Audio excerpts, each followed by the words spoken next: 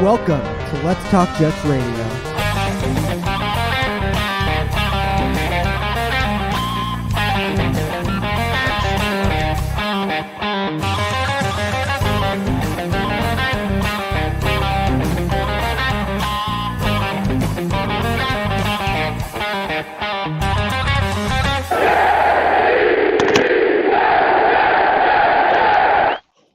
Mr. Tyrone. Mr. Tyson Roush, how you doing, big dog? Let's talk Jets all over the world, baby. Everywhere I look, you on everybody podcast, man. I'm loving it, baby. Make it out there. Do your thing, man. I'm trying, man. But before we go into the podcast and everything else going on in this world, we got to send our thoughts and prayers to Primetime, man. Him and his family are going through some really difficult time right now. So we're thinking of them. We're sharing our thoughts. If you follow Primetime on social media, give him a shout out, man. They're going through a very, very difficult time right now. So thoughts and prayers with him, man. Yo, absolutely, man. I reached out to him today, and he got back to me today. You know, he's just going through the emotions, man. He's sad, he's angry, he's frustrated, he's hurt. One thing you don't know about Primetime, man, he's one of the nicest people in the world, bro. Yeah. And when I was going through what I was going through, and you guys were there for me, I took the time off from the show, and you know, you guys called and checked on me like every day, and I really appreciate that.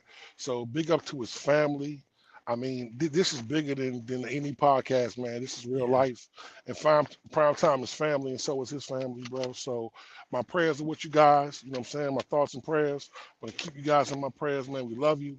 Take all the time you need, bro. And like I said, bro, we're always here for you, bro. So you guys get a chance, man. Just send him some kind of love, bro, because it's a really difficult time for him and his family, and you know it's going to be a while for they can start getting back and put pieces back together. Well said, man. Like I said, you follow him on social media, just give him a shout out. So tell me you're thinking of him. I talked to him yesterday and today, and it's very difficult, man. So it's just heartbreaking on so many different levels. We know Harry. I mean, I know his father pretty well. I tailgated with him. They're just great people, man. Like absolutely. The thing is, like the last 2 weeks, this show's been off the rails. We've been arguing and fighting, and a lot of times I just do things to aggravate Kevin just to piss him off. But he's probably one of the most sincere, genuine, nice people I know, dude. He is like, I'm the jerk. Like, I do all the stupid shit. You do dumb shit. Like, Kevin's actually the nice guy of all of us. He's like a really sincere, good person. That's been going through a lot prior to this. And absolutely. So, I mean, it's just, I can't even imagine what they're going through. So just thoughts and prayers with them. Seriously, it's very difficult times. No, you can't imagine it, bro. And I'm telling you, man, when I went through what I went through, and you guys was there for me, and Primetime called and checked on me all the time, bro, that meant something to me, man. Like I said, man, we family, bro. Like I love you guys, man. I love everything about this, man. And it's bigger than football, but it's just, you know, how hard life can be sometimes, man. And you know, I just want him to get better. I want to. Now we lost Tyrone. What just happened? This is what we're doing. Tyrone, what the hell?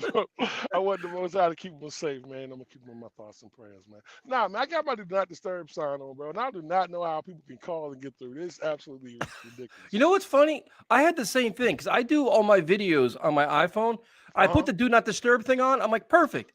Like, you know, turn all this. I turn all this shit. I'll be like at the tail end of the video.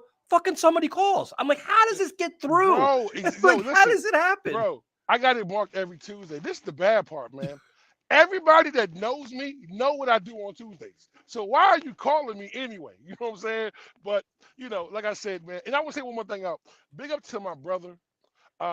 He subscribed, so he was watching the podcast. He said, bro, your show's pretty good, man, but your lighting sucks. So he gave me 2 lights. So if y'all guys complain about Tyrone's lights, I'm doing a better job. Thank my brother Pookie. Appreciate you, bro, if you're watching. Just want to say that. And as we try to transition over to something, one more thing to talk about. I have to give an enormous thank you to Jake Assman, man. Some of you guys may or may not know I'm doing a fundraiser in a week from Friday for our veterans that are dealing with PTSD. And Jake brought me on a show for an hour, and all the super chats that were donated during that hour, he actually donated to my fundraiser, which was ridiculously classy. I don't really know Jake that well. I met him at one of the practices. Super cool guy. His show is next level, man. I mean, completely professional, well-spoken. He knows every stat. He knows all of it. But just Jake to do that, to have me on for an hour, to talk football with him, to donate all the super chats to my fundraiser is just, it's wild, man. I cannot thank him enough. Also to Matt O'Leary too, who brought me on, also promoting it. That's just, it's crazy, man. Like they said, we're all like Jets content creators, man. Like we're all like friends and stuff like that. But you never know, like, you know, how people handle certain things. And so I definitely appreciate Jake, definitely appreciate Matt. Also to subscribers that have been helping me out, spread the word and donating. I think I'm at like $1,400, $1,500 so far with the week to go. So thank you guys that are subscribing. I'll have it all over social media, obviously, too. If you want to donate or check it out, it's in the description. A link to this is in the description. So check that out as well. And then I guess, Tyrone, we can talk football now. Ready to talk football? Absolutely, man. But hold on, man. Yo, tell my man Jake, I said, what's happening, bro? Like, that's my guy right there. I really rock with He's Jake good, really, man. really heavy, bro. Yo, his content, his stuff put out, man, his beautiful daughter, man. Like I said, man, I like he called his little co-pilot, bro. So cool guy, man. And big ups to what you're doing, Tyson. I mean, people don't understand what kind of sacrifice you make, bro. You're about to really test your body. But not only that, your mental fortitude, but I know who your hero is. What's my man named? David Goggins, my friend. Absolutely, bro. Me. So I know that when it gets down and dark and it gets ugly and you're doing that, bro, you're gonna get through it, man. I was surprised with the 48 and 48. Yeah. I was like, yo, I'm gonna walk 4 minutes for you in 8 minutes. I will do that for you because I love you. But hopefully one day Tyrone can do for 8 miles. Let's hope. Let's shoot. You know what it is though? It's like I did the 48 for 48. I'm like, all right, like, and then I heard about the veterans, man, and I'm like, this needs more attention. You gotta like. Sometimes you got to do crazy things to get a crazy response. And people are like, damn, what are you doing? Like, I'm doing this, but this is why I'm doing it. Absolutely. So the 54 for 48 gets your attention, and then I explain why I'm doing it. And the thing is for the veterans, man, dealing with PTSD and the ridiculously high suicide rate, which is alarming. And this craziness of the world, there's so many things that are going on that we don't realize that our veterans are suffering in silence, dude. Absolutely. So like I said, if people can't donate, completely fine. Find associations that are in your area, just spread the word wherever you can. But it's a serious issue in our world right now, man. It's crazy. And Tyson, what else? One more thing to touch on that, man. Also, a lot of stuff that you do is for mental health. And I had a couple people reach out to me from the show. I'm not going to say your names, but I appreciate you guys reaching out. And I did get back in a timely response. And like I said, man, I told you guys, whenever you guys need me, I'm going to answer that call every single time.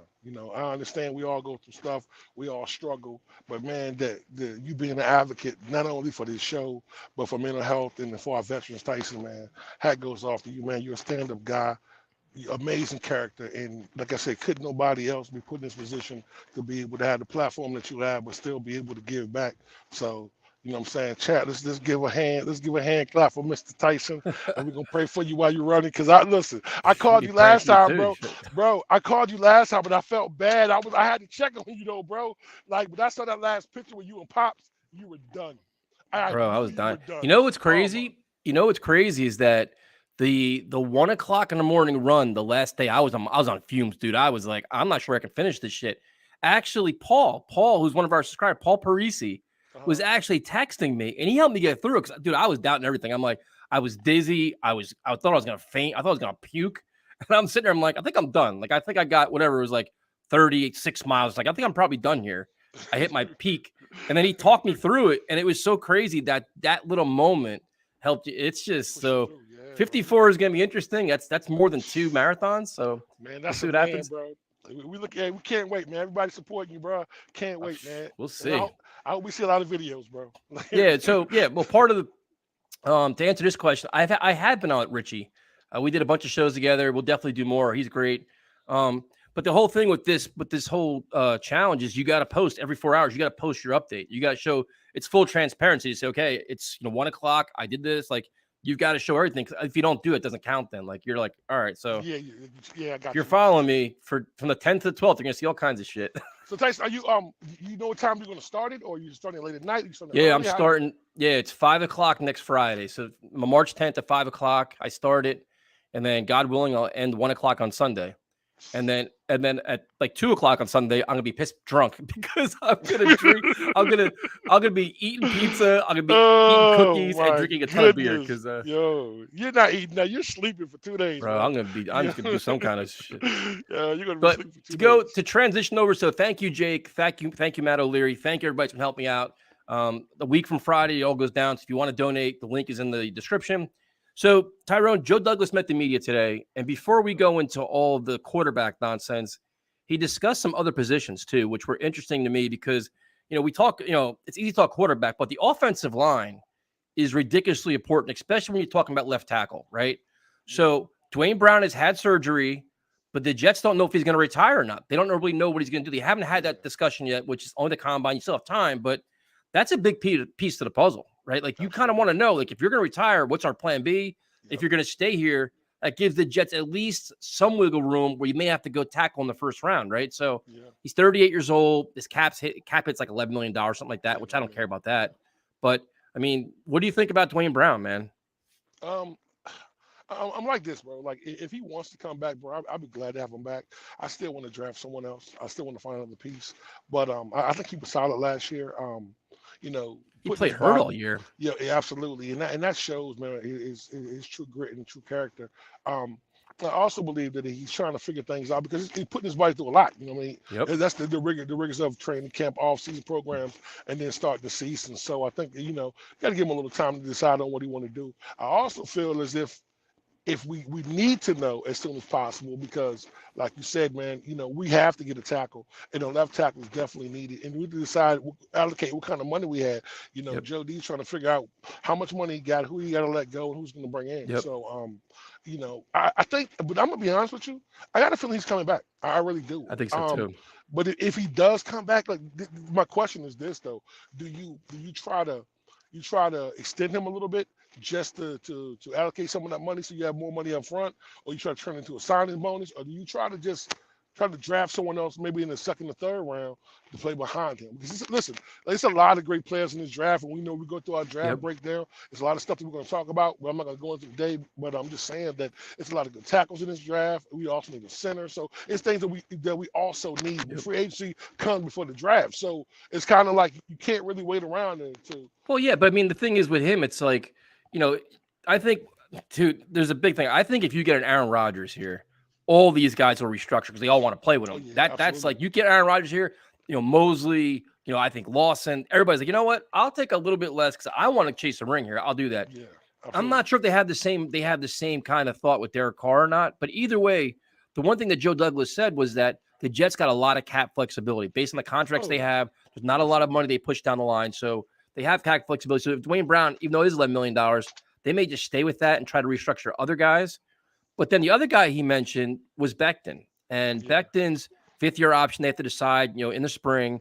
And he said they're not going to discuss anything now. Everything's after the combine. But it's like he's missed 2 years. The fifth-year option is $13 million, bro.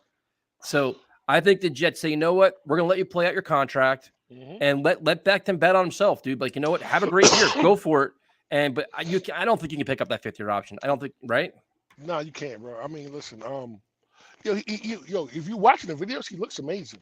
Yep. And to me, it's like, why are you looking amazing? You could look amazing the last 2 years, being in shape, and probably wouldn't have these injuries. But that's here nor there. No, there's no way you can pick up his $13 million option. There's no way you can do that. If he has a good season, I mean, to me, Tyson, I'm gonna be honest with you. I don't even know if you extend him. I mean, if you offer him a big contract, it's difficult because you haven't seen nothing. I mean, we've seen a half a first year, and we missed 2 years in a row. So and you figure, is he playing left tackle or right tackle? I mean, listen, I'm going to be honest with you. I really see him at right tackle. I don't see him at left tackle. Yep. I think that position is too important.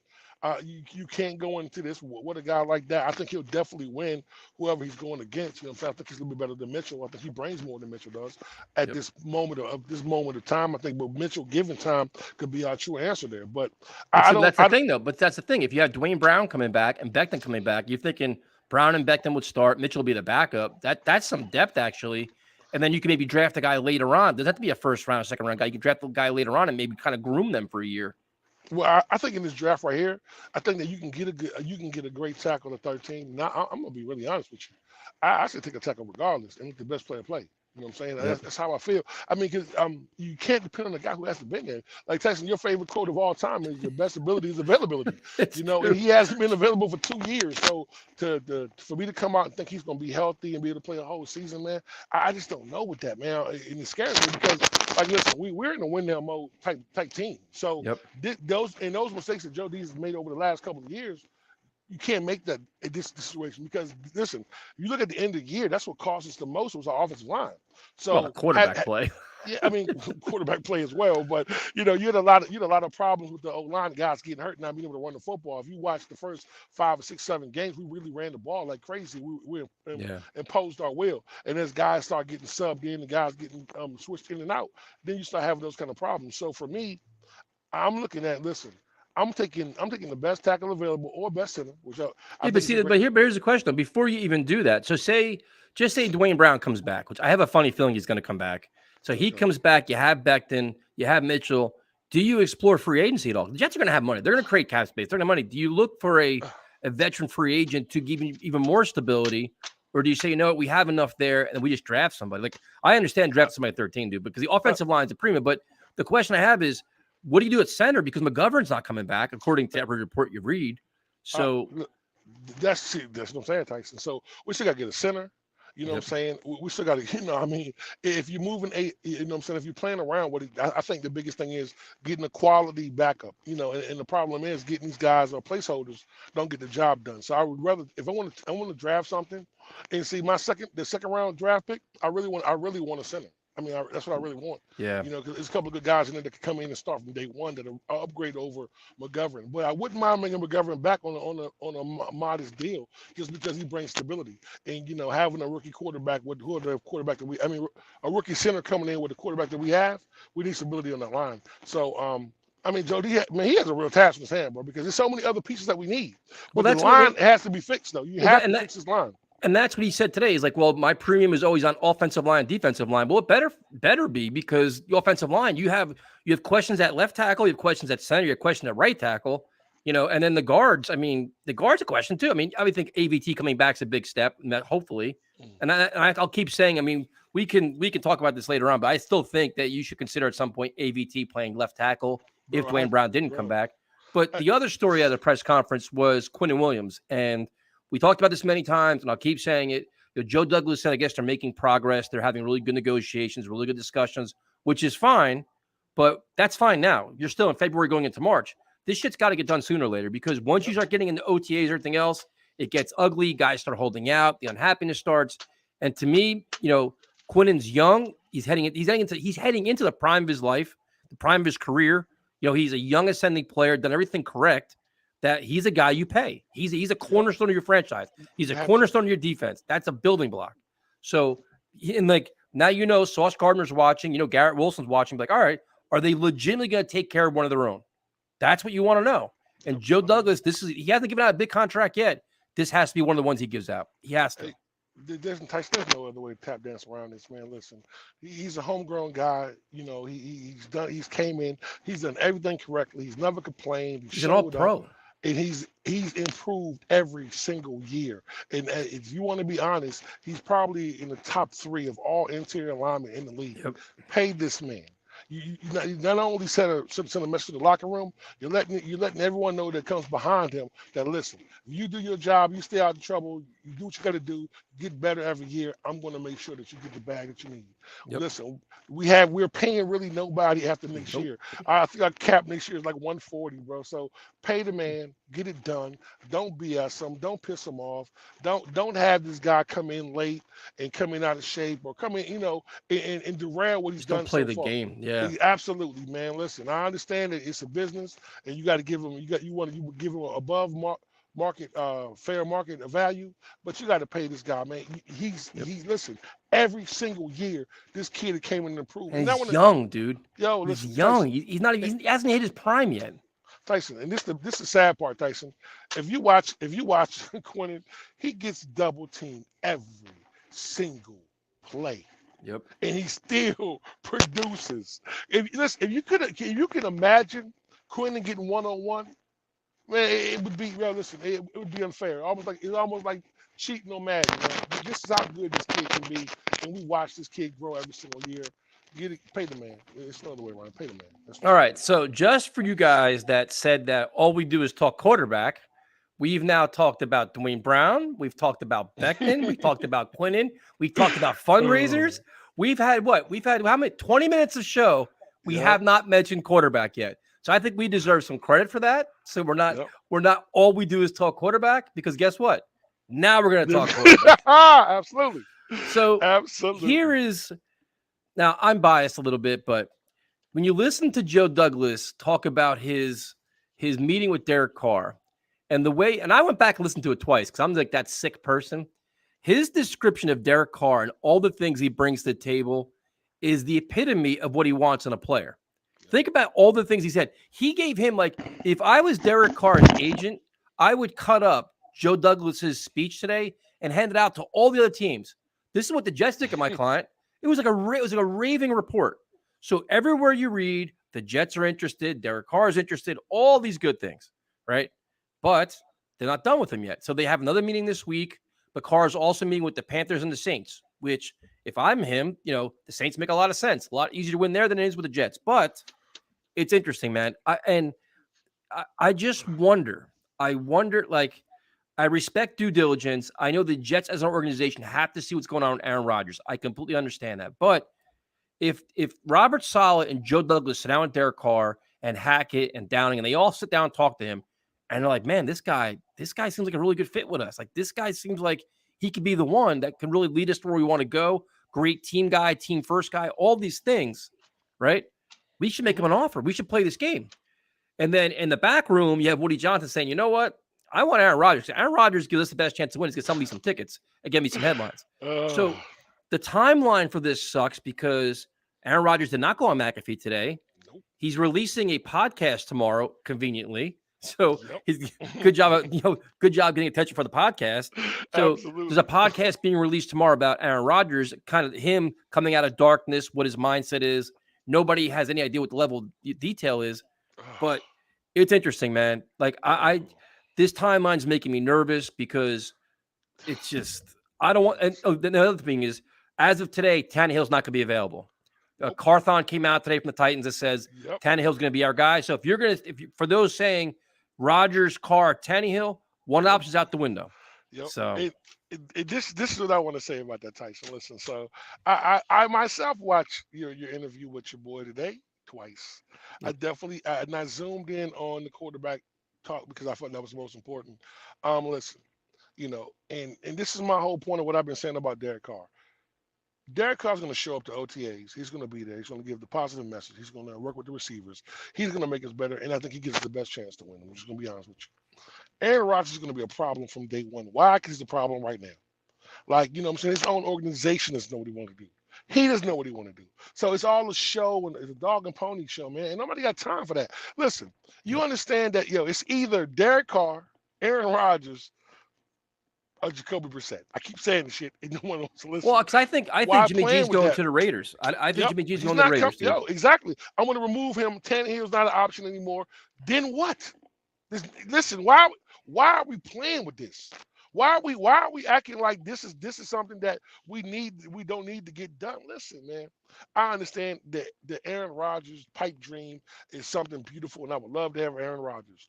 But you already know what comes with him.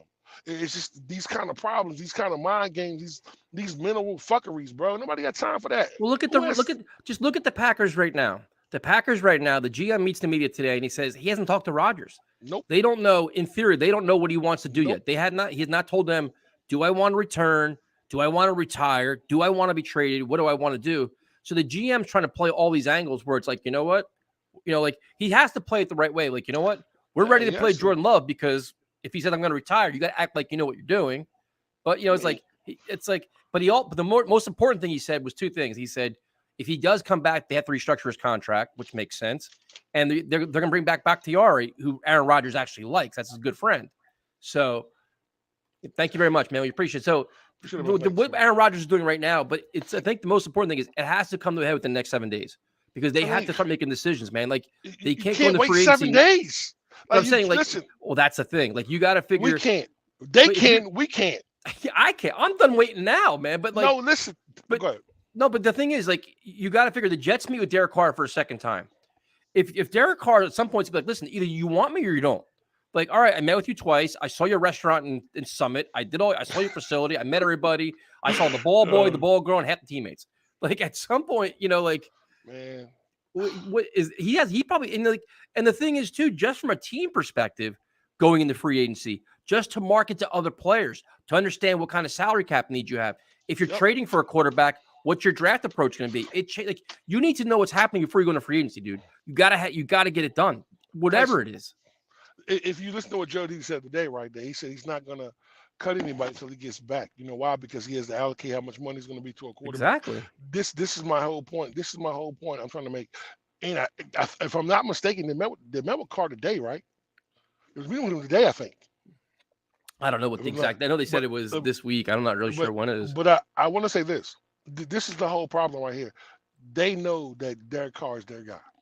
Yep. And waiting for Aaron Rodgers to decide what he wants to do and lose out on Carr, because I'm going to be honest with you. I don't think Carr wants to go to the Saints. I'm telling you, Carolina looks really good for a guy like Derek Carr. They have a great defense. They got good young players, and they got a really solid offensive-minded coach. The Jets give Derek Carr the best chance to win. But if you're factoring divisions, the NFC is weak. Absolutely, is weak. He could come in and be what he needs to be. So if you have a chance to get this guy and lock this guy down on a 3 or 4 year deal, I do not understand why they're sitting here wasting time waiting on Aaron Rodgers. And what if Aaron Rodgers come out tomorrow and say, "Yo, now I'm going back to Green Bay"? Why? Because he want to stick it to him. Why? Because he know they want. Not even that. They want love, but not even that. If Aaron Rodgers is like, you know what? It's the easiest thing for him to do in terms of just continuity, where like he's familiar with everything, the team, the city, the town, the stadium, the players, like everything, dude.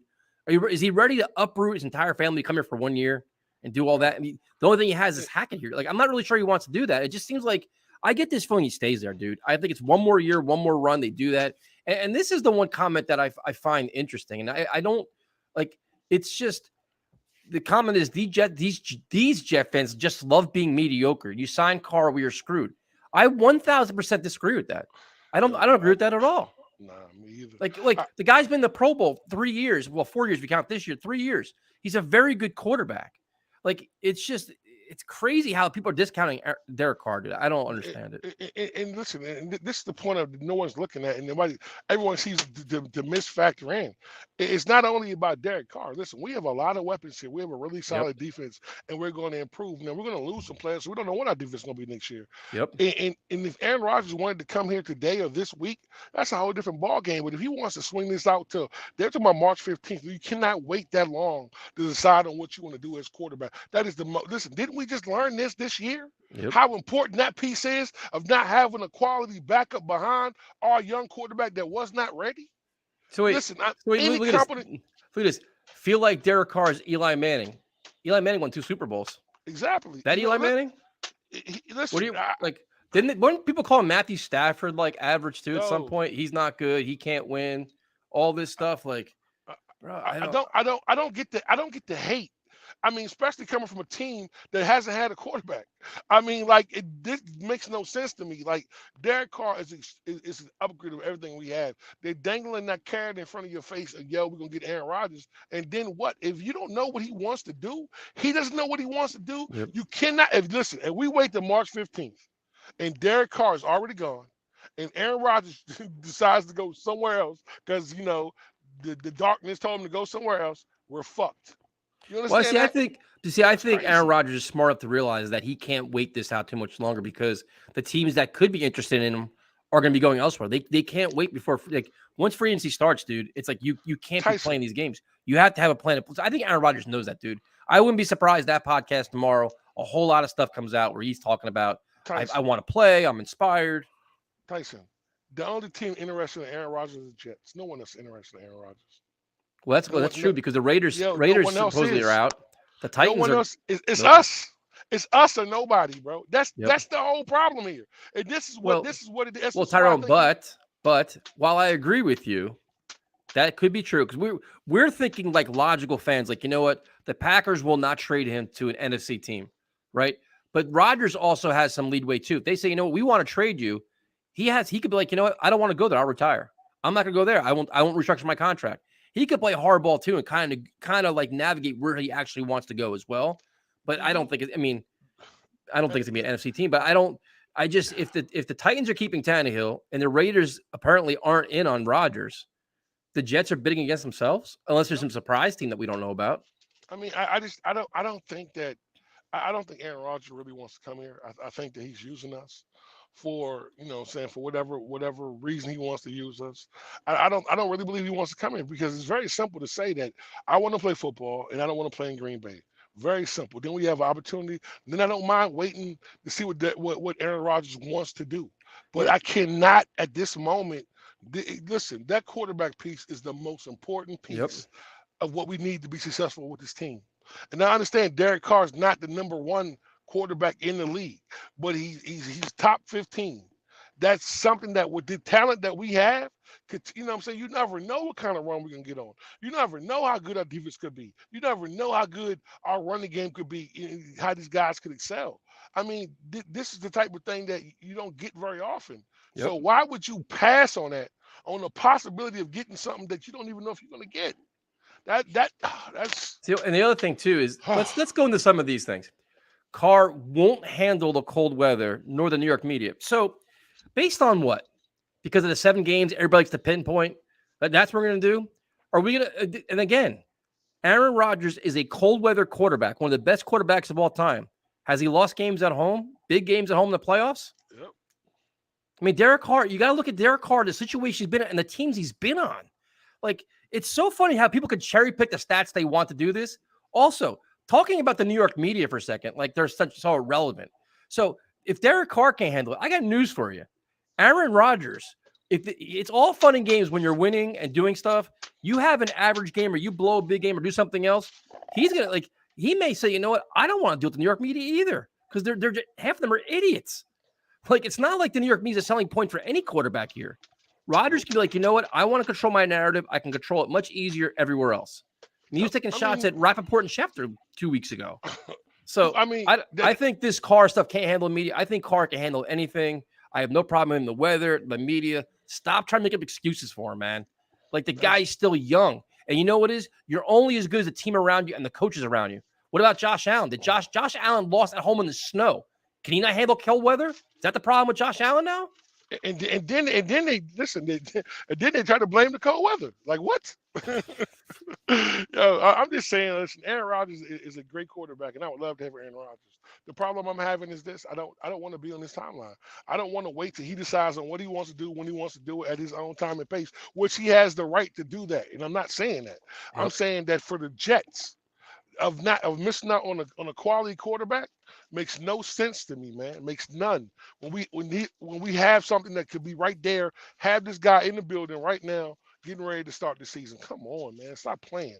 The New York media, the media will have a love fest with Rodgers, and then what they're going to start doing is once they get bored with his whatever conversation, they'll start asking about all his off the field shit and create absolute chaos. That's exactly Let's be honest. Let's not even act like they're not going to do that. Half these guys, they like headlines. They like this. They're going to try to rattle his cage with all his off the field and all his shit he's talked about. So it's so funny how people can take something against Carr and completely change it for Rodgers, which is wild. Nah, So, I feel the same. I feel the same way you feel, Tyson. I feel like, listen, they're looking at one point of it and making it just to be because they don't like Derek Carr. It's just a narrative of who Derek Carr is. And what they're doing too is it's so funny because like you could tell what people follow the same people on Twitter because one person would put out one stat and 85 people just reiterate the same stat. Okay, so you read the same tweet we all read. So that's gonna be your stance now, or do you actually watch Derek Carr? Do you know anything else about him other than reading tweets and just firing out awful takes? I mean, it's listen, wild, dude. In any quarterback that comes to us with our media market, bro, is gonna have a problem. You think Aaron Rodgers is gonna put up with that bullshit? Like, yo, it's our media. So at the end of the day, it is what it is. I understand how good Aaron Rodgers is. Everyone knows how good he is. Yep. But to wait and to pass on a quarterback that could come in and potentially put us at the top of the AFC East, I don't like that scenario. Because it's not only about the quarterback is not the only piece that we need. Aaron Rodgers is one of the greatest quarterbacks, a first-time Hall of Famer. Yo, his team struggled last year. He didn't have the pieces that he needs to be successful. So it's not a one-person fix. But Derek Carr comes in with the defense that we should have in the running game that we have and weapons that we have. We have a really good chance of winning regardless of who our quarterback is. A quarterback that shows up, that's going to be there for every off-season event because Aaron Rodgers is not going to be there, bro. You're not going to. You'll see him one time. You're not going to see his ass no more. Come on, that's what you really want. So we're settling for that. That's how good we are. We just whatever you want to get here, right? Come on, Aaron. Whatever you want to do, big fella.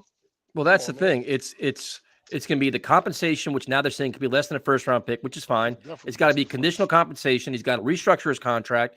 And then it's just like, how long is he going to play here? Is it going to be 1 year, 2 year? 1 year, it's not worth it. I don't care. Everybody tells me a 1 year fix him is not going to be enough.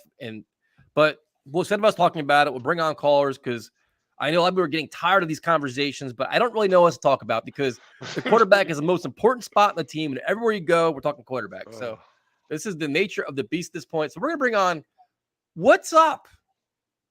The voice of reason. The voice of reason. I know he's got no microphone. What the hell's he doing here? What are we doing? The first caller of the night, he's got no sound. What is this? Amateur hour shit here, man. He's not used to being on first. That's he's not. He caught him off guard. He was sitting there trying to enjoy the Exactly. moment, sitting in the chat, talking to his fans. What are we doing here? Oh, my God. This guy. You know what it is? He's too. You know what it is? Mute button. You're muted. Huh? He's not muted. I'm not muting him. He's muted. He's muted on his own junk. You're muted on your own. My buttons are fine here. This is what happens, man. This is what happens. He's so busy going on jet turbulence and everything else. He doesn't know how to answer. That's how you do it. Oh, that's how you do it, huh? Yep. Superstar, celeb. I think you got to. New Hollywood, Tyson. New Hollywood. We got to kick him. He's got to go. We don't have time for his amateur hour shit. Get him out of here. Reason. Oh man, the voice of reason. We tried to give him a chance, and this is what happens. Wow. So, as a former NFL scout, Rodgers will be traded to the Jets. Okay, what's the compensation? And it's funny because the report a while ago was 2 first-round picks, all this stuff. Now it's like it's a less than a first-round pick. Nobody knows. It's not no 2 first-round picks. You're not getting 2. Listen, I'm gonna be honest with you. I don't even think it's a good second. I think it's a second and third. To be honest with you, you know what I'm saying? I think it's going to be. Is he going to restructure his contract? And how long is he going to play for? Is he going to commit to 2 years? If you can't get, like, if you're the Jets, like you can't commit to 2 years, we got to go a different direction, right? Why would you want that? Listen, man. This is the point that everybody is talking about. Yo, man, we'll take it for 1 year. That's it. Not me. Wow, that's crazy. I'd rather have 4 years of Carr than 1 year of Rodgers. Absolutely, So. Tyson. I totally agree with you, bro. There's no other way around it for me. I think it makes sense. You get a guy like Derek Carr in the Let's building. go to Alan. Alan, what's up, man? What's up, big dog? Tyson. Hey, what's going on, guys? First of all, Tyson, Tyson, absolutely love your fundraiser. That's unbelievable what you're doing with the veterans. And Tyrone, I hope everything's well with your family. I know the third guy's not here today, Kevin, and I'm going to back him on this. I'm all Team Rodgers on this one. He's a superstar. I truly believe that Derek Carr has no interest in coming to New York. I really don't. I think he realizes his best opportunity to be successful is to go to the NFC. I think there is an agreement when he came to New York that he can build up his value and go somewhere to the NFC South. I think he goes to New Orleans or I think he goes to Carolina.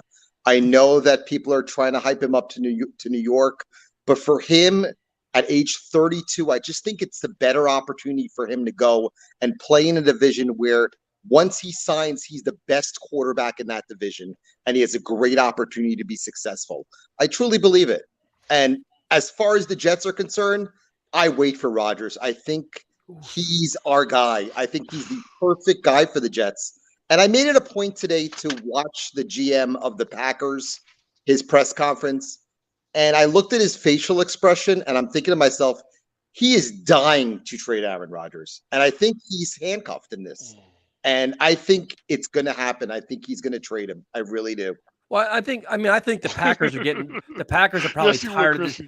They're tired of this yearly thing with Aaron Rodgers. Is he going to retire? Is he not going to retire? Does he want to play? Does he not want to play? And I think they're getting annoyed that nothing's coming out yet. Like, just let us know what you want to do so we can move on as an organization.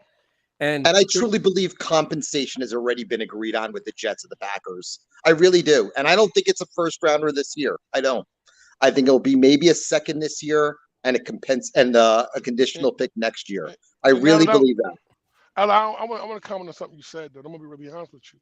I was assuming that Derek Carr probably would choose Carolina, but you get to look at something else, too, though. Like, listen, the Saints are about to be in cap hell. They've sold their future so far ahead. When they hit the bottom, they're going to lose everything. So I I don't think the Saints will be his choice because their long-term success ain't long-term. And then I can I think with Carolina, I think Carolina is probably a really good option. I think the Jets gives them the best chance option to win right now. I think I Carolina's probably honestly, a year or two away from being competitive in any division. That's you how I feel. look at the top 6 or 7 quarterbacks in the league. I think 6 out of the 7 are in the AFC. I truly believe so. Yeah. He goes to the NFC right now. He might be the second or third best quarterback in that league. He goes to that division. Look at the 4 quarterbacks in that NFC South. They're all garbage. He would Absolutely. win that division. I think he's a perfect NFC South quarterback. I know Jet fans want him, and I like Derek Carr. Don't get me wrong. I just don't think he's coming. I really don't. I So, really don't. and listen, I agree with the Saints.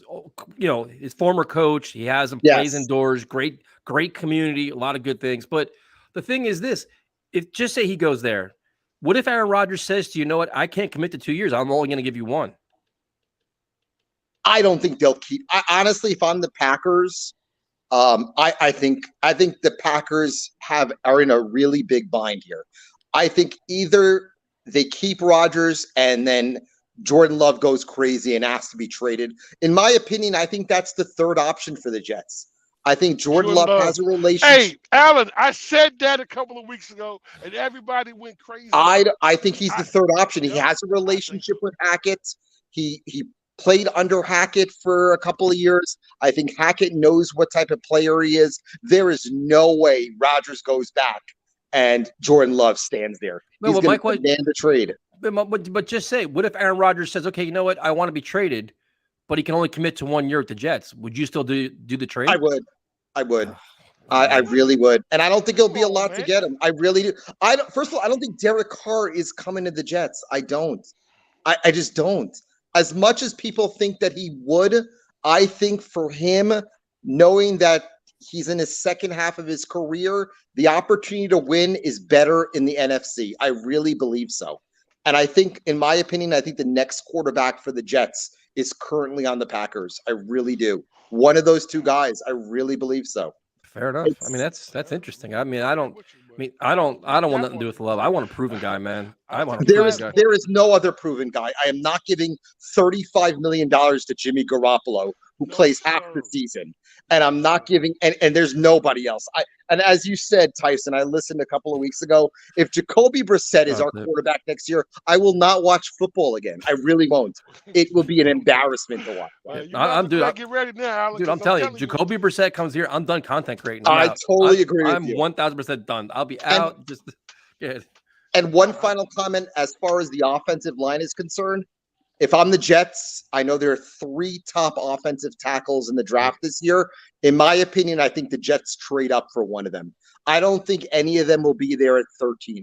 I think Skoronski, Jones, and Johnson will all be gone by pick 11. And I think the perfect trade partner for the Jets is the Eagles. And the Eagles at 10 will trade back. They could use another 3rd or 4th round pick. And I think the Jets will go get an offensive lineman. I truly believe so. I don't think there will be an offensive lineman of those 3 guys sitting there at 13. I really don't. Hey, what's up, Elmo? There you go. Great call, Alan. Thanks for calling it, man. We appreciate it. Have a good call. Have a good night. That was a good. That made up for Afram's disaster. See, that was good. We come on. We try to have a nice professional show here. You know, trying to do some good things. We try to bring on a heavy hitter to start this show. Like kick it off with a really strong call. Fucking muted. What are we doing here? So now it's the price we gotta pay, I guess. We'll go to Bubs. What's up, man? Yeah, how's it going? Thanks for having me on. What's up, big dog? How you doing, bro? How you doing, man? Doing pretty good. I gotta admit, I'm kind of all on the car train now. Each day I seem to get closer and closer. Welcome aboard. A little bit more on it, but Alan actually makes some really good points. He's kind of like one of the rare Rodgers supporters, I guess, that sees like a different. I never really kind of looked at it from that viewpoint standpoint, because it is true. Like if he goes to the NFC South, like there's nobody there, because Brady's obviously gone. Panthers, Darnold's not gonna outplay Derek Carr, and who even knows if Darnold is gonna be their quarterback, Falcons, they got nobody really. So definitely an interesting viewpoint. But I totally agree with what you guys were saying about just Carr in general. And I have a question. If Rodgers, because again, everybody wants to talk about Carr and his playoff stats and stuff, but again, a lot of that was not because of him. He was not the reason they failed there. Again, like Josh McDaniels wouldn't allow him to audible at the line of scrimmage. No matter how good you are at quarterback, if you're not allowed to do that, you're not going to succeed. So I have a question for you guys. If Rodgers was put on the Raiders, like during the years of Carr, would he have been as dominant, or you think he would have kind of been unsuccessful as well? Well, the Raiders defense sucked. I mean, that's your only years. Yeah, I mean, he had great players around him. I think he'd probably put up. I think Rodgers is an elite talent. I think he'll put up numbers anywhere. Would he win? I'm not sure. I mean, I'm sure it's a good question. I think he'd probably do a bit better in Carr, but would he win Super Bowls with the Raiders? Probably not, dude. I mean, what do you think, Tyrone? I don't think no one. You're just fucking with your light right now. Yeah, it drives me fucking great. I'm sorry, man. Listen, so I don't think nobody went with the Raiders. I think that I don't care how good a quarterback you are, they had no defense for the last 5 or 6 years, and like 5 different coaches. Absolutely, and listen, and this is the factor you got to factor in. You have a lot of good players, but the Raiders lack defense. So Rodgers is a great quarterback, and that's what happened with Green Bay. They never had a really solid defense. This would probably be. I mean, they had a few years they had some good defense, but he choked a little bit. But the Raiders, nah, man, Bubs, I'm sorry. What Derek Carr did with the Raiders, putting them 4,000 yards a year. But the one year when Gruden got fired and they had Bisaccia, Derek Carr was literally dragging the team with him, man. Exactly. He was like scratching a claw and trying to find ways to win game in like the ridiculous situation. Yeah, exactly. The team bought in to Bisaccia, and Carr was leading them, and then they fired or let Bisaccia walk. I think he's with Green Bay now, special teams. And then they brought in McDaniels, who stinks. That's just another example of giving him nothing. Yep, he's horrible. And go ahead, Bob. Oh yeah, you could go. No. I was gonna say no. You absolutely. I think he's probably. I don't even know how he gets a job after the Hackett job he did in Denver. But I'm gonna be honest. I don't think no quarterback wants to go there because I think he wants to control everything. And Aaron Rodgers is never going anywhere like Green Bay because the guy doesn't listen. So I think the Raiders made a real big mistake by letting Derek Carr go. And I think their coach put him in harm's way. So everyone's saying that Derek Carr is not a winner. Listen, I'm gonna tell you something. If you put them 4,000 yards a season and you got a good defense and a good running game, you're going to win some games. So I'm not gonna say that Derek Carr is the greatest quarterback in the league. I'm not saying that. Derek Carr on the Jets is a true. We have a true chance to win the AFC East. That's how I feel, and I believe that. And I think that going to the Saints. Yeah, you can look at the Saints as a good team now. If you watch the Saints dead money, the Saints when they start losing players, there is no way they can sustain what they. They all do that shit, dude. The salary cap's a joke. The Rams and the Saints keep doing all kinds of crazy shit. It is, Tyson. It is. But what has happened is this: they've done it for 6 or 7 years. It's sustainable for 3 or 4 years. Maybe even 5. But when you get to the point now, Tyson, that money has to come back. So therefore, they're going to have to cut a lot of good players. So and Carr understands if you go to the Saints, you might be good for a season or 2. But if you sign a 5-year deal, them 3 years are rebuilding. They understand that. I hear what you're saying. Carolina's rebuilding. Yeah, but I see. To me, Carolina is a place for him to go. That's where I think he goes, dude. Frank Reich's put together an excellent staff, phenomenal staff, easy division. Right? Hey, man. Yeah. Hey, listen, man. Will you stop saying that? Because, listen, I'm trying to say everything I can to try to deter him from going there, bro. That is the best opportunity for him to win, other than the Jets. I really believe that. I think so, too.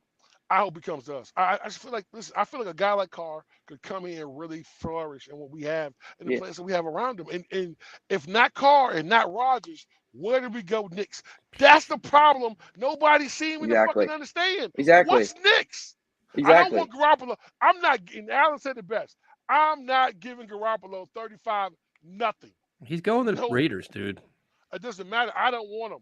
So what's Tyson? Tannehill's not going anywhere. What's our next option? Someone please tell me. Yeah, Bubs, tell him. And that's why I wouldn't. That's why I think you go after Carr because if you, I'd rather go after Carr. And I think I said this last week too. Go after Carr, really solid quarterback, safest option. bring him in rather than going all out for Rodgers, missing on him and ending up with plan D or C or F or wherever we're at, So, Bub, I got a question, Bub. What's your plan C or D? Because Tannehill and Garoppolo was C and D, right? You removed them off the equation. So now we at E and F. What the fuck is left, Bubs? To be honest, if we don't get Rodgers, Carr, and Jimmy G and Tannehill are not here, to me, I would just bring back Mike White and roll with him. Absolutely. And maybe bring in like a Minshew. Maybe. Yeah, absolutely. But listen, that's Bubs, probably this is the point, Bub. And that's probably going to be the reality of what we end up doing. Because if we pass on Carr, after that, man, there's nothing left that can really get us over the hump. Like that, you feel me? And that's the problem I'm trying to explain to everyone. Like, listen, I understand Aaron Rodgers is a real pipe dream, but it's exactly what it is. It's a dream. I don't think it's a dream. I think it's something that you could. Tyson, it's not a dream. I think there is a chance, but while you're pondering this chance, you have a chance that you could also lose Derek Carr while you're pondering it. That's the problem. My problem is, Tyson, someone that's that indecisive, someone that's that. Aaron Rodgers is methodical. Everything he does, he thinks about. He doesn't do random shit. He does what he thinks. He's a thinker. Right. So you have a guy that's looking at the opportunity to stay in Green Bay and finish out his career. Listen, it's all about legacy for him right now. You know what I'm saying? And that $60 million that he's owed. So they want you to reschedule, and that's why they're talking about restructuring his contract. They want to piss him off. They want him out the door. You restructure his contract. Well, no, you restructure his contract so you can afford all his buddies too. I mean, you got to be able to. That $60 million cap hit, you can't. He's not cutting no deal, Tyson. Listen, he's not Tom Brady. He's got to do it when he comes here. If Aaron Rodgers comes to the Jets, he's gonna want the restructure too, dude. But he's going a lot of his money in cash up front.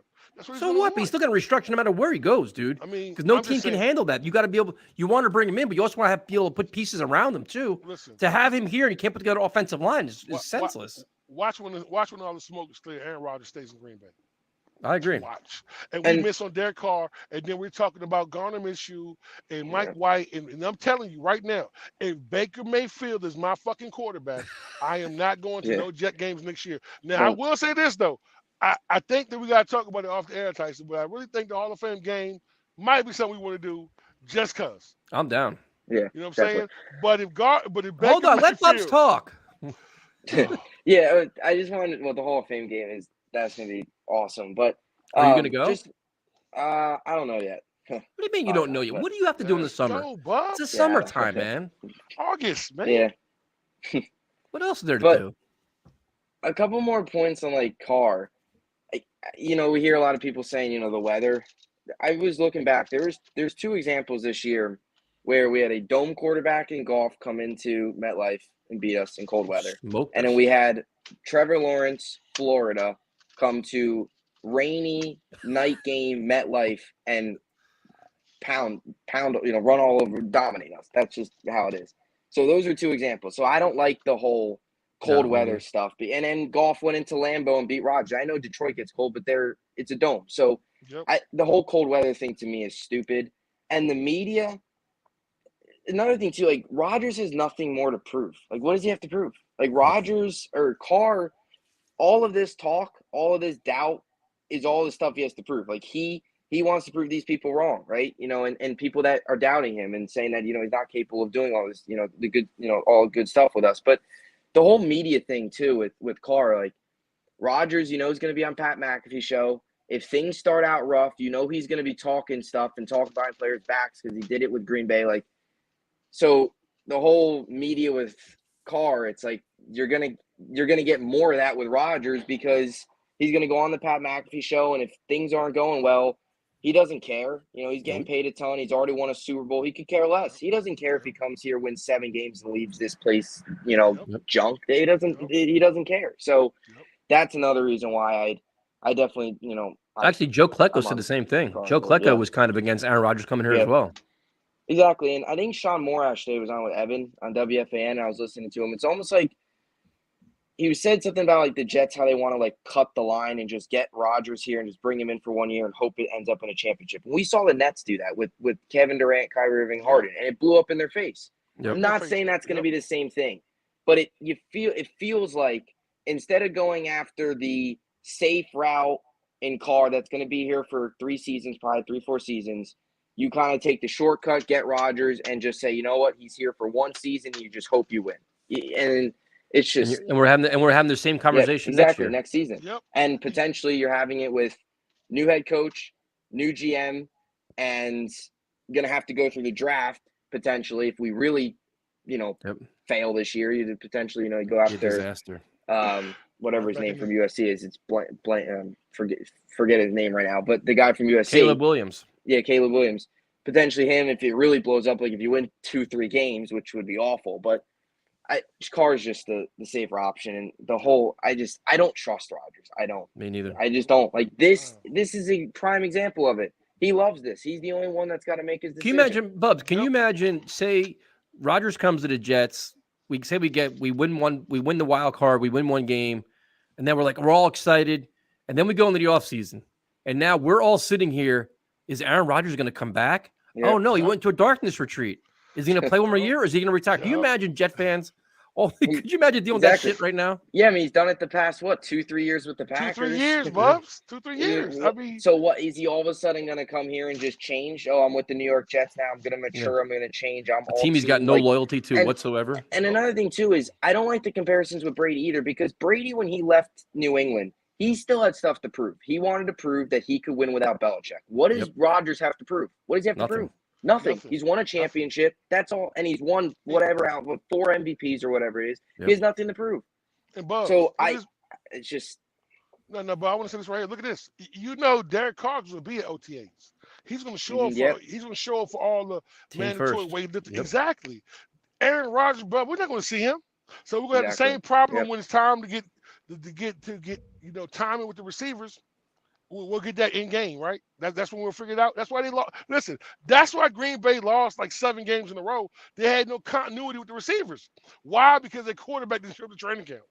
Yeah. I mean, he went to training camp. He didn't go to OTAs and all the other shit. Yeah, I mean, that's what I'm talking about. Yeah. He showed up at training camp, Tyson, but he didn't show up at OTAs to really get that continuity with these young guys. Yeah, but I also think at the same time, Rodgers is going to realize, listen, man, I'm going to a whole new team, a whole new city. Even though he knows hacking, he knows he's got to put the time in, dude. I mean, he's not going to, I don't know. I just you said it. You said it the best, Bubs. It's just like, to me, I don't think Carr is safe. I think he's safe.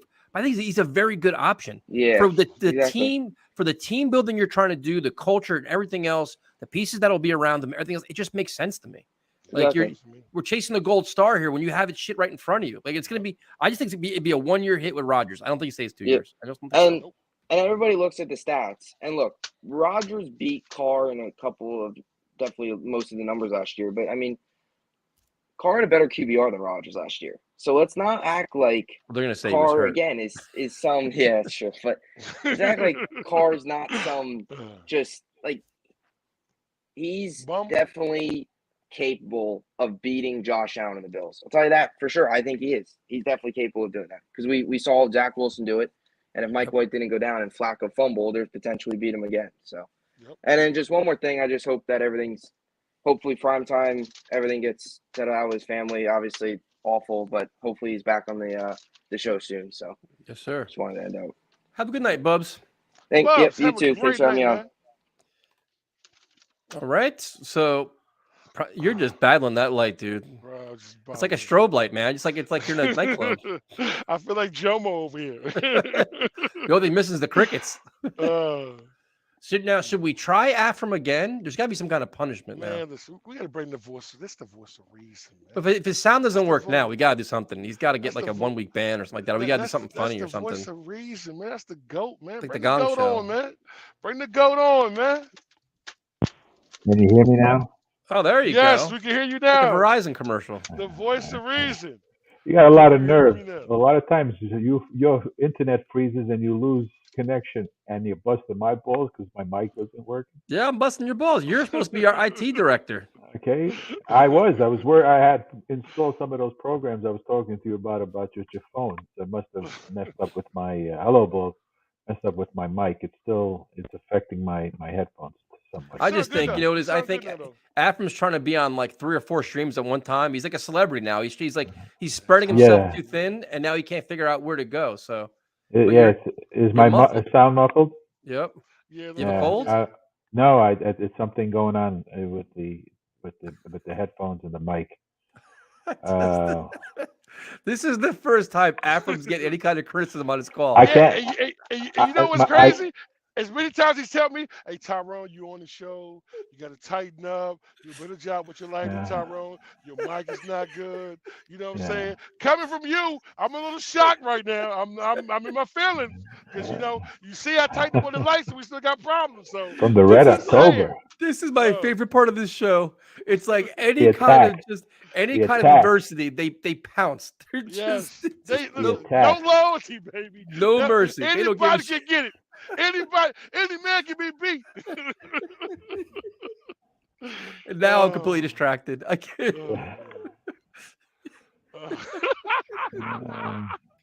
Oh, she made the dark room. It's the microphone in here. Oh shit! Yeah, dark I think room, I just need to dog. uninstall and reinstall, but that's okay. Oh. Can you It's all still right. hear me? Can you still hear me? We can Yeah, hear you you. We're sound just gonna really we'll have good, fun man. with it along the way. That's fine. That's fine. I have a sense of humor. Quarterback. Yes. I think it's going to be Carr. Really? Yeah, I don't think he's that stupid to wait. He sees the writing on the wall as well. He can't wait that long, and you could see that Carr could have signed with the any team at this point, but he's going through the combine, talking to everyone he can possibly can, and I think JD said he had spoken with him, or he had mentioned that both sides are going to do what's best for their. You know something? He's right, because that's what my headphones sound like. Oh. Don't be disappointed, Elmo. You come on, let me hear you. Even Elmo's taking shots at Afram. I know. What are you gonna do? What are you gonna do? But see, That's but what thing they do. That's Afram what though. they do. That's But what the they thing, do. this is my favorite part of the chat, to be honest with you. But I if you know. listen to Joe Douglas talk about Derek Carr, it was like that is your prototypical Jet player that you want. When you listen to like the draft season, like the kind of players they want, everything he said about Derek Carr today, literally Yeah. everything. And someone mentioned that Carr wants to get signed as soon as possible so it could help recruit the free agents. He had mentioned. So he's all team at this point. And quite frankly, I don't see. I really I agree. I don't see Rodgers playing, if anything, more than one more year, and he won't commit for two. He definitely won't commit for two. He's Okay. not gonna be a team guy. He's not gonna show up. No. You can't depend on him for OTA. I mean, listen, I think I agree with you. I think Derek Carr gives us the best option to really get this team where it needs to go to. And I don't know why people are so caught on your man's. I know. And does he guarantee you a Super Bowl next year? No. Nope. So does he guarantee? Do we have the team to compete to go to the Super Bowl at this point? We don't know, because we're gonna lose pieces, and that's the whole thing. Yeah. Like, listen, everyone's saying that we're a win now team. Thank you, Jose. Jose's nice. Nah, listen, you don't know we're a win now team, so that's the whole point I'm trying to make. Like this, we have no idea how this team is going to be, because we're going to lose some players. So I know. Well, the most important thing is you got to rebuild the offensive line. That's the first thing. You got to see what you do there, and then you got free agents like Quan Alexander, Quincy Williams, Sheldon Rankins. What do you do with all these guys? Yeah, absolutely. Well, I think he's waiting. He's waiting to see what happens at quarterback. Like he said, he doesn't have any money moving, stuck in the future years. Yep. But he has a lot of cap space next year, so he can play that game. Oh yeah, definitely. At this coming year and the year after. Yep. So he can play with those contracts and start doing what the other teams have been doing. Yep. Oh, absolutely. Because he'll sign, and I think he trades down too. I think he trades down from 13. More pieces, and I think whatever's there is not going to be what he's looking for. Yeah, he may find, and if Becton looked great. I saw that picture. It looked great. He does. Does he? Looks really so good. you pick up a tackle in the late round, and maybe you get your center as well. Because I saw that Minnesota is looking to at McGovern.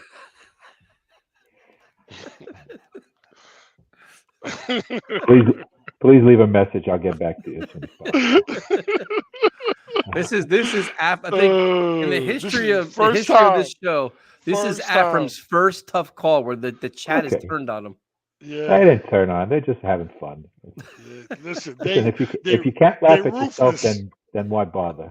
Hey, listen, I ain't even gonna lie. The first time the chat turned on me, I get off line, right? I went to Tyson, man, I don't want to do this shit no more, bro. Yep. These guys is not Easy, not man. playing with you, bro. They was coming. I was like, man, I was like, wow. Blood in the water, man. They're all sharks. Man, every one of them. Listen, I can't afford to get kicked out. I'll end up being on the same channels as Vinny and Jake Klein did. You know, yeah. That's what those are the guys that get thrown off and go to the island of no return of content creators' death.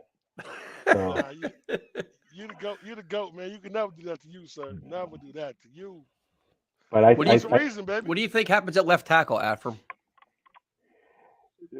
From hearing what I'm saying, from hearing what's happening with this guy, he plays. So they may put Becton on right tackle, right? Yep. And like Tyrone said, get another tackle to sit in the background, you know, and you just have a really good depth. But you really gotta fill in the if he's coming back and Becton's playing, you really got to then focus on that center position because Elmo, stop it. The dollar's talk. The chat is ruthless. At least my light is good. My light is good. Yeah, that's true. We taking shots. We taking shots. We pretty taking much. Shots today? Hey, listen. My light is up. You at home? I'm in the middle of nowhere. My light is pretty good for me in the truck. If you believe that, I'll agree. Okay, well, I mean, I'm just saying, you the one over there sound like you underwater right now. I'm just saying. That's okay. I'm just saying, sir. As long as I'm not drowning, I'm fine. I mean, it sounds like that. But I guarantee when he goes on jet turbulence, his microphone sounds crystal clear and shit. He'll fix it. He'll probably gets that shit ready all afternoon. He's probably our little show wow. Care about. Yep. You know. Yeah. That's it. That's Tyson with the knife in the back. Tyson with the knife in the back and the digs left and right. Oh my God. I'm unable to talk clearly. Afram, it's good talking to you, man. We definitely appreciate your patience and your sense of humor. No, I appreciate it. I just don't know what's going on with this. So I'm gonna have to try to fix it. But if you feel free to call in like this next week too, we'll be no problem. Yeah. I may call you. I may join back again just to test it. That's fine. I'll talk to you later, man. Have a good one, sir. Have a good one. Bye-bye. That was the first time Afram's ever been like this roasted like that. Never. I just want our quarterbacks so we can start talking about what pieces to get. What do you want to see JD do with the defense? Brian, I'm with you, dude. You know what's funny? It's like, you know, as like we're content creators trying to do a show, this is the worst time because right now it's like, if you make videos about quarterbacks, half the comments are like, stop talking about the fucking quarterback. We're tired of hearing about it. This, that. When something happens, tell us. Or then if you try to talk about something else like Dwayne Brown, Mekhi Becton, bro, we don't have a quarterback. Talk about the quarterback. It's just like, you can't win, man. Just give me the quarterbacks. We can all move on. Talk about free agency, the salary cap, the draft, everything else. And I'm gonna say this though, big dog, and I'll answer one thing about the defense I want to look at. So when we get to our draft shows, a couple things I wrote down. I'm gonna go into all of it. It's a couple of good safeties I like, man. They really could come in right now and really make a major impact. Definitely starting a free safety. The linebackers, the kid out of Clemson, I'm not really sold on. I think he's okay. He's more of a middle linebacker. I don't think he can help us. It's a couple of D tackles, the kid out of Michigan, man. Like I said, when we get into our preview show, we'll go on that. But it's a couple of good players. What I really would like for them to find, somebody to put on the other side of Quincy. I'm sorry, of Quinnen, and they can take the pressure off of him to where they can't double team him. And then that's when that D line will take it to a whole nother level. I'm looking for something like that. And I was hoping the rankings would be that player. I think that if Jody does anything in the offseason, get somebody that you can put on the other side of Quinnen and let him feast. Or the other guy can feast. Huh? I like Rankins actually. No. No, listen, don't get me wrong. Rankin, he played pretty decent, but I just want that dominant piece beside Quinnen so he could just eat, man. Like, watching him get double teamed and still produce. The other guy is you getting one-on-ones, man. So you got to win those one-on-one battles. If you can find somebody that can do that, and listen, also with Lawson, I think Lawson will play better next year as well. But I don't think we need to go DN this year. I think linebackers, somebody can cover really safety. They like them tweeners though. So it might be a guy that they might like. Let's as a talk safety. draft during the draft. We're talking quarterbacks Okay, and shit I'm right just now. saying. So we got I'm something just here. saying. That was the question. I asked the question. Yeah, the super So chat. from Chris, Oh, fellas, I wow. really appreciate you guys doing this. My Yeah, brother Chris. is active. I'm a vet myself. I've had buddies take their own life with my own issues as well. Just thank you for getting the word out. First of all, Chris, thank you for your service, first and foremost, and for your brother as well. And this is, I mean, I appreciate it, man, because the reason why I started this whole fundraiser is a guy that trains with me. He's a retired military, and he has PTSD, and the way he deals with it is training in martial arts. So he talked to me about that. Then he talked to me about other people that had dealing with that. And then actually one of the companies that sponsored the T-shirts, he's retired Air Force, and he talked about people dealing like the suicide that they deal with, all the suicide concerns, and friends of his that have taken their lives. So thank you, Chris. Definitely appreciate it. And like I said, if you guys can't donate, don't want to donate, that's completely fine. Just spread the word, man. Find associations in your neighborhood. Just spread the word that there's a lot of soldiers, and veterans, suffering in silence, man. And it's just crazy. So, And Chris, thank you for your service as well, brother. Thank you for your service, man. You and your family, definitely. So thank you so much for that, man. We definitely appreciate it. And then it'll be a week from Friday we're doing this. So go to that. All right, we will go to now. We went from the serious part of the show. You ready for this, Tyrone? You got your light ready? Oh man, here we go. All right, know who it is. What's Lucas say? First of all, Luca, thank you for donating, man. I definitely appreciate it. And thank you for sharing on social media too, man. I really appreciate that. We make videos based on content and the major headlines. Yeah, we don't chase too many, we don't do clickbait stuff usually, unless I'm bored and drunk. So no, we don't do that. That's why. Listen, we can very easily take our subscribers up to 50,000. We went PG-13 like everybody else. We could try. I mean, I could try to do that, but man, it wouldn't last a week, bro. Your mouth, no way. Yeah, no, it's true. That was a funny thing going on Jake's show, dude. It was in 1 hour. For 1 hour talking football, I didn't curse once. I was like, I had to be all nice and try to be professional. I was like, this was brutal. All right, you ready? Are you ready for the experience, Tyrone? Yes. What's up, man? What's up, Tyrone? I'm sorry to hear about what's going on with Primetime. I hope things get well. Appreciate Thank it. you, man. Appreciate that, bro. Thanks, man. Seriously, appreciate that. But before we start, I love what you're doing with your charity. Did you see the video I sent you? Yes, sir. It was pretty important. You know what's sad about that? You know what's that? That they were researching that in the 60s, and it got canned because of the war on drugs. Can you imagine how many people in that 50-year span could have benefited from that? And not just the PTSD people, but like I said, it treats addiction. It can help with depression and other sorts of mental health. Yep.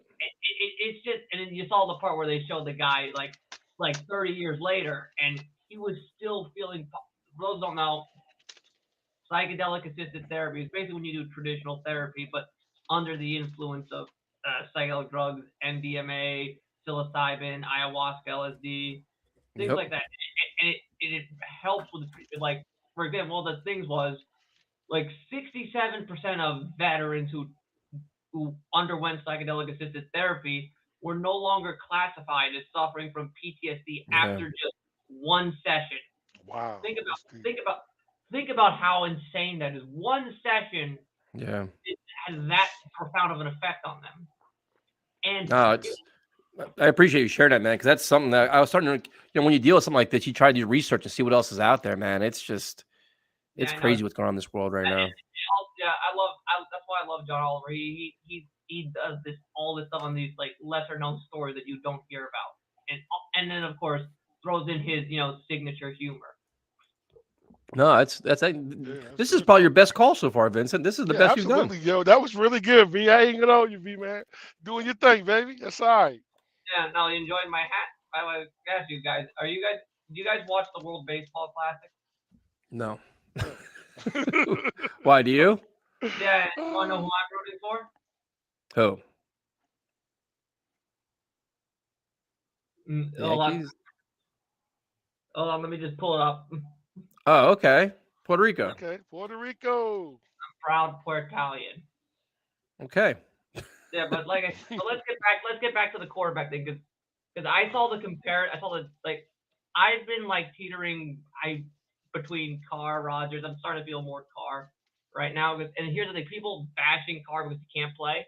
They don't think he's good enough. I pulled up I did the average Derek Carr season compared it to Matt Stafford's average season, like his average seasons with the Lions.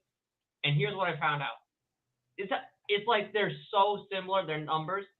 Here, here's Stafford. I'll do first. So his average season 62.6 completion percentage, 3,759 yards, 273 yards per game, 23.5 touchdowns, 12 interceptions, and an 89.9 passer rating. And here's Derek Carr, 64.6 completion percentage, 3,913 yards, 24 touchdowns, 11 interceptions, and a 91.8 passer rating. Yep. Like the numbers are like I said, very, very similar. They're it's crazy how similar they are. And then, like I said, he's kind of like he's kind of a Matt Stafford light, but like I said, you probably get more years out of him. Yeah, but the thing is this: Matthew Stafford went to McVay. That's the difference. He went to Sean McVay to succeed. Is there a Sean McVay on this staff? Is Saleh and Hackett that? That's a fair criticism. Like I said, but the thing is, you also look as Todd Downing was his quarterback coach during some of his best seasons as a quarterback. So that's going to obviously help. And I agree. like I have confidence here, and I think the problem is, well, look, the Saints are in cap hell. I think that the NFC, yes, he can win. He can get to the playoffs in the NFC easier, but how much further are you getting? Like, is he really going to be able to go up against Philly or San Fran? Is he really going to get past them with an NFC? I mean, good point, V-Man. Good point, V-Man. This is probably the best call. Probably Hell not. yeah. I mean, my leaning. The one thing I will say though about the Aaron Rodgers camp, and this is the thing I probably would be.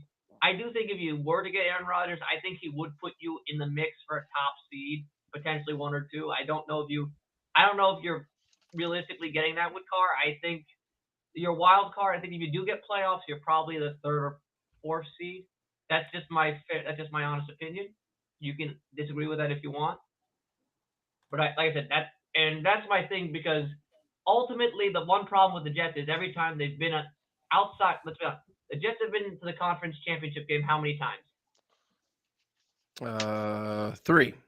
5. 5. And how many times have they hosted it?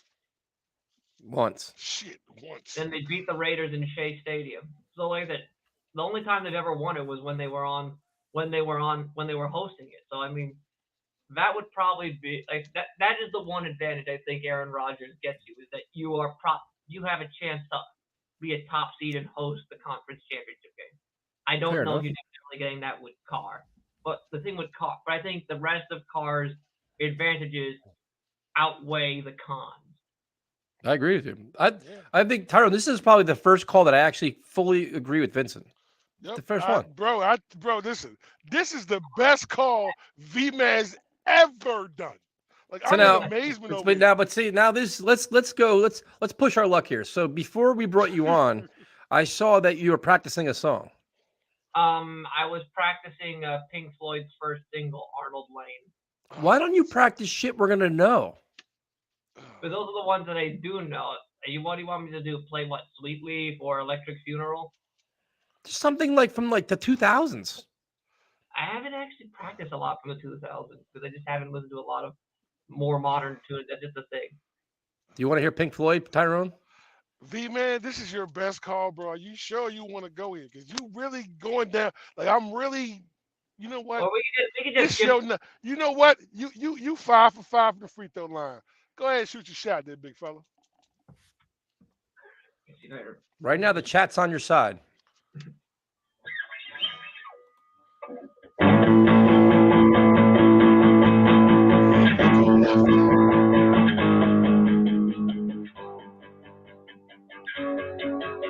Take it down.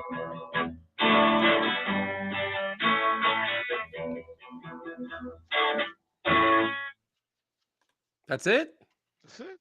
So it just goes back.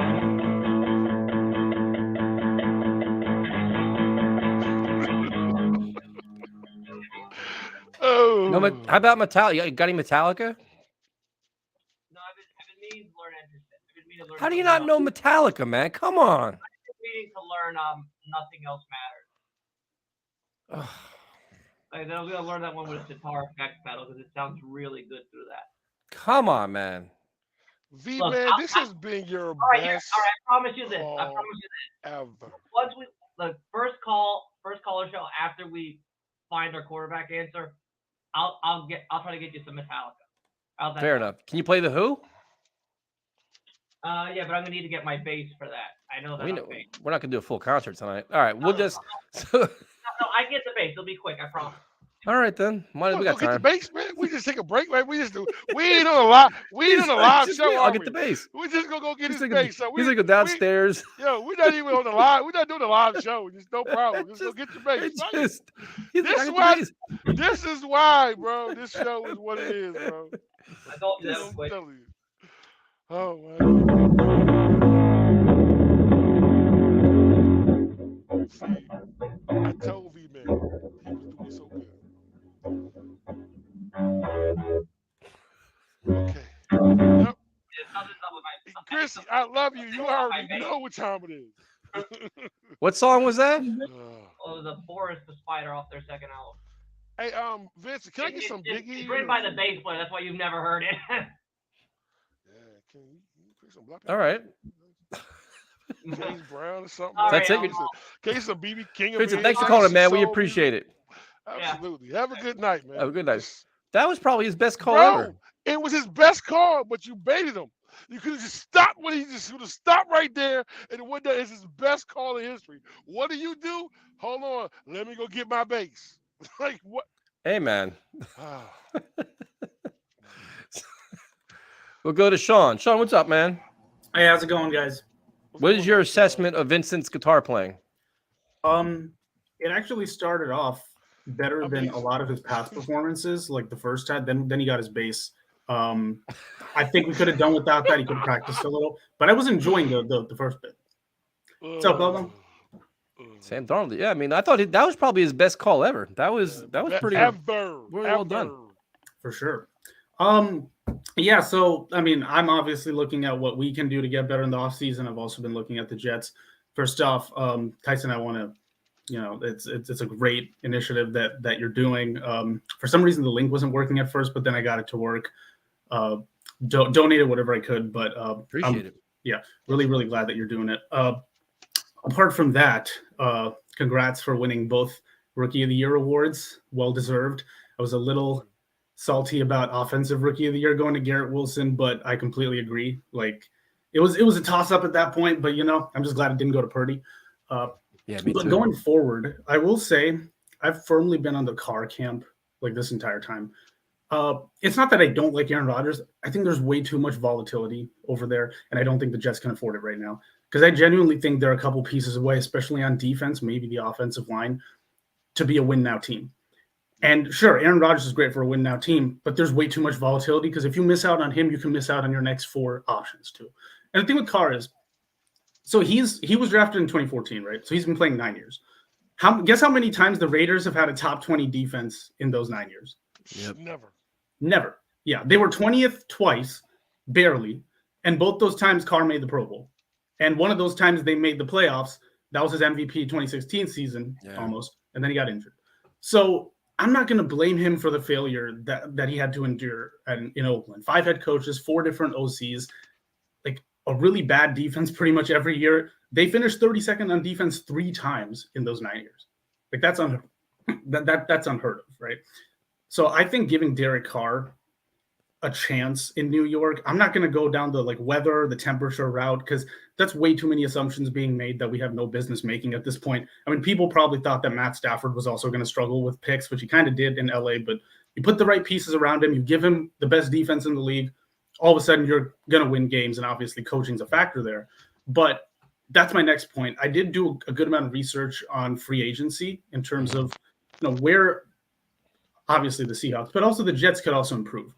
Right. I think if they lock the secondary up, particularly in the safety position, because they have been lacking, particularly in coverage with the safety position over the past year. Like, you have 2 lockdown corners.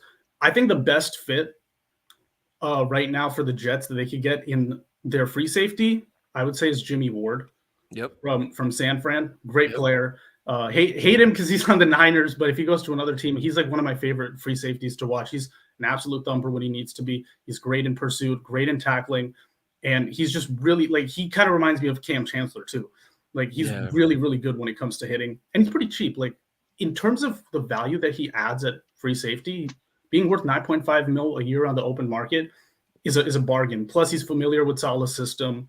So it just makes a lot of sense. And then obviously you the next thing you go to is probably like linebacker, D end.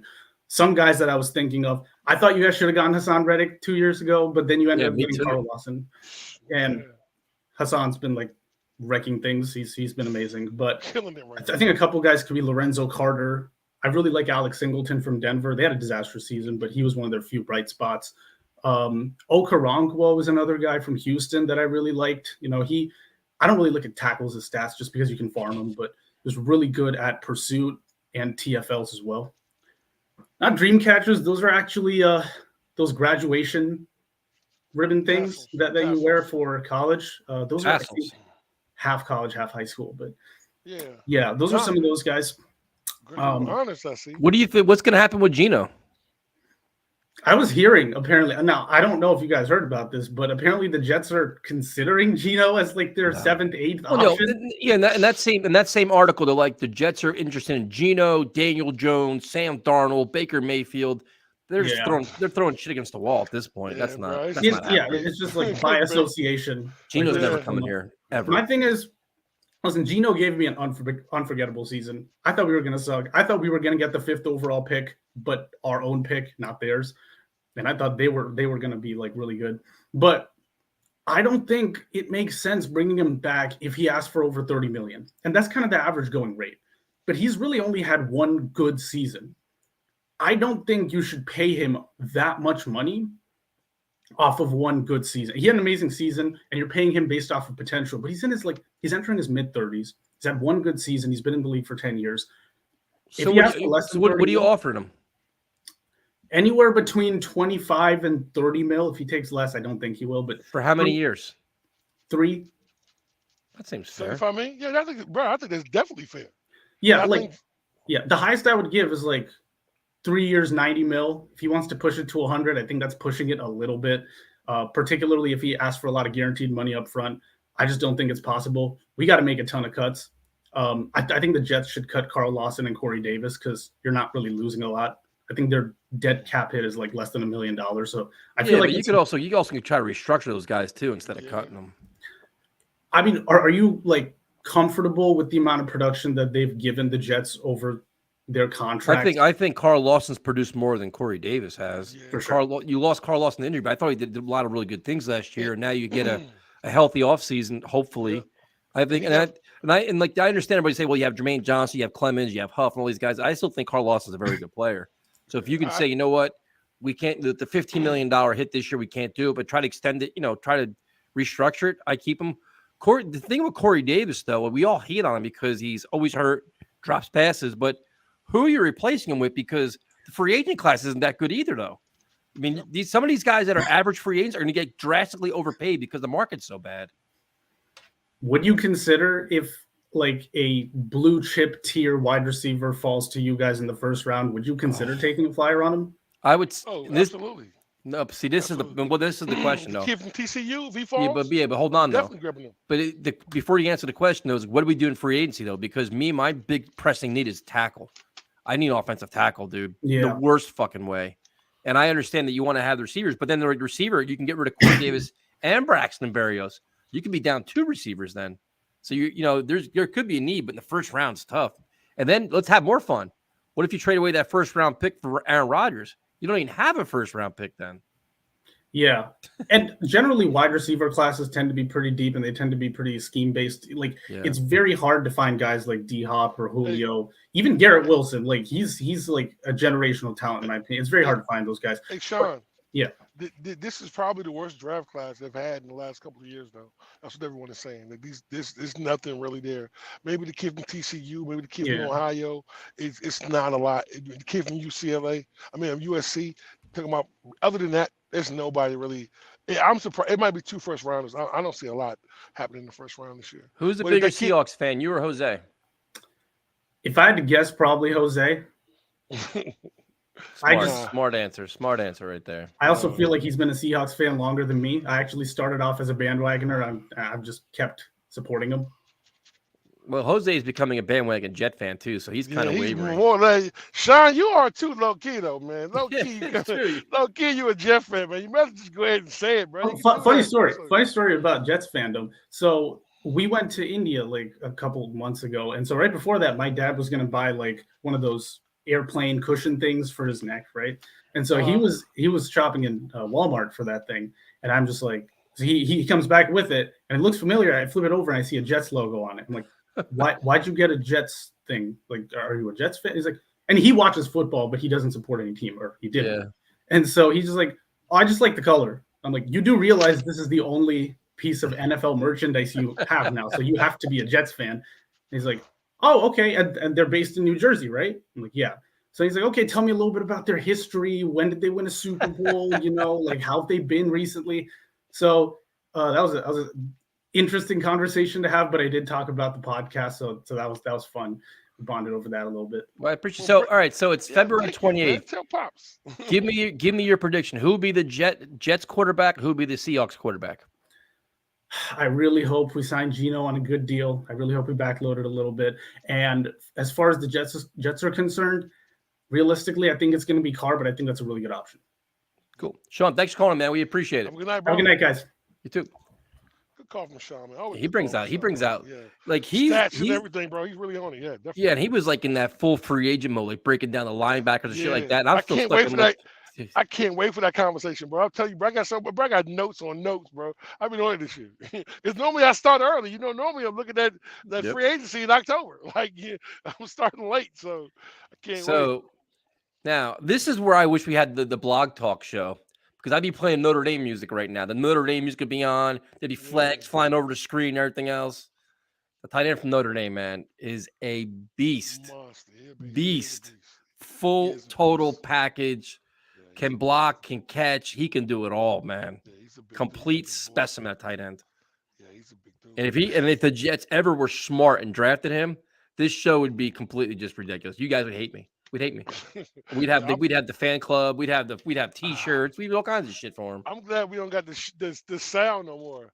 Dun, dun, dun, dun. Oh my God!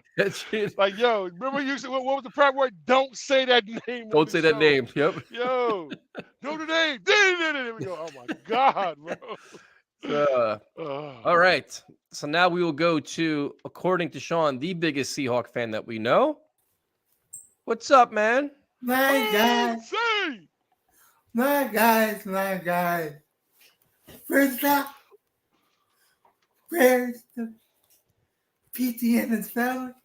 Yes, sir. PT, I already messaged him last night, actually, and told him if he needs to talk up here. That goes for everyone in the chat. Awesome. Hello,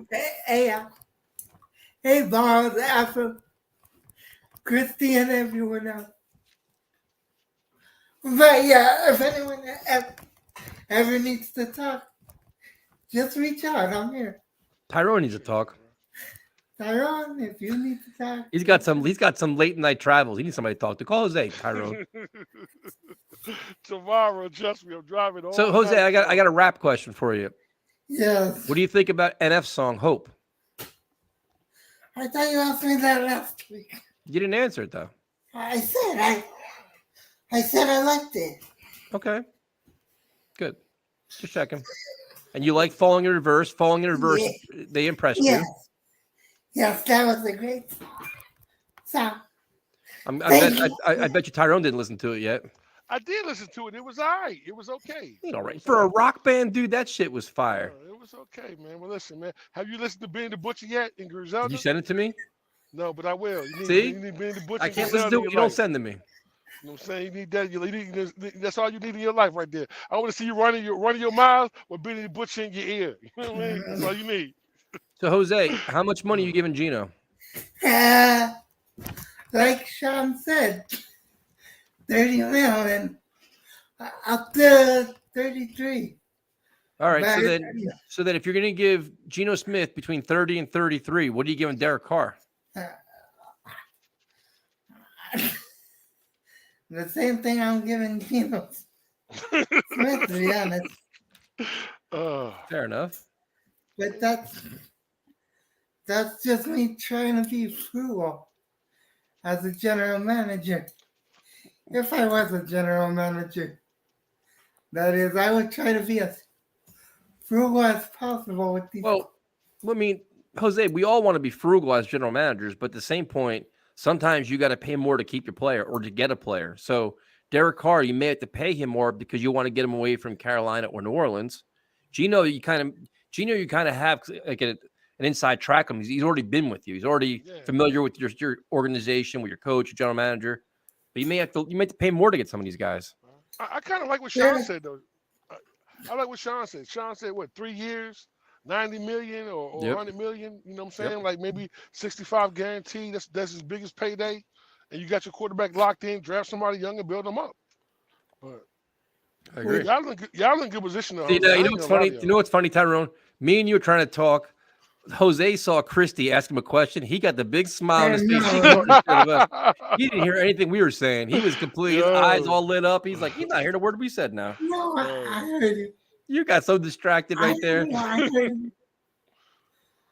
you. I heard Tyrone. You're full of shit. I heard Tyrone say, well, The only thing you saw was the question. I heard him say, where were you talking about quarterbacks? And it was that. You're distracted, man. It's okay. You admit it. And then you cut him off. I heard it. I heard it. I thought Chris calling and start laughing because she's trolling me about Jamal. That must be the special friendship you two have. We don't have that kind of friendship. Oh, cut that out. Oh, you're blushing too now. So now you're I'm blushing. sorry. He's blushing now. He's starting to sweat. Ass beat red over there, bro. That's right. Gotta put a fan on over there. Now cool him down. Oh, I am blushing. I'm not sweating. Yeah, you're definitely blushing. That's the crowd. He puts one more message out there. Forget about it. Yo, it's over. I know Jose versus Charles for Christie. I know. Stop it. See, now listen, this is one way. We got him, Tyrone. We got him. We got him on the ropes right now. He's done. He's looking like talk right now. Looking like Jake Paul out there. I could fight better than Jake Paul. Yeah, it's not saying much. He really isn't. So what's your prediction for Aaron Rodgers? What do you think he does? Goes back to Green Bay. I think so too. Sounds about right. I definitely I think am so too. tired of talking about this diva every week. I know. That's all it is, bro. Every morning I turn on the TV to NFL Network or ESPN, and it's, is Aaron Rodgers going to the Jets? Is Aaron Rodgers going to the Raiders? Is Aaron Rodgers going here? Is Aaron Rodgers going to retire? Is Aaron Rodgers talking to Christie? Clickbait. That's all it is. All it is. Hey man, just trying to keep it real around here. Look at his face. He's smiling his ass off. Look at him. He hasn't talked in 5 minutes. Aaron Rodgers doesn't talk to Christie. He talks to guys like he talks to guys named Chris, allegedly. Allegedly.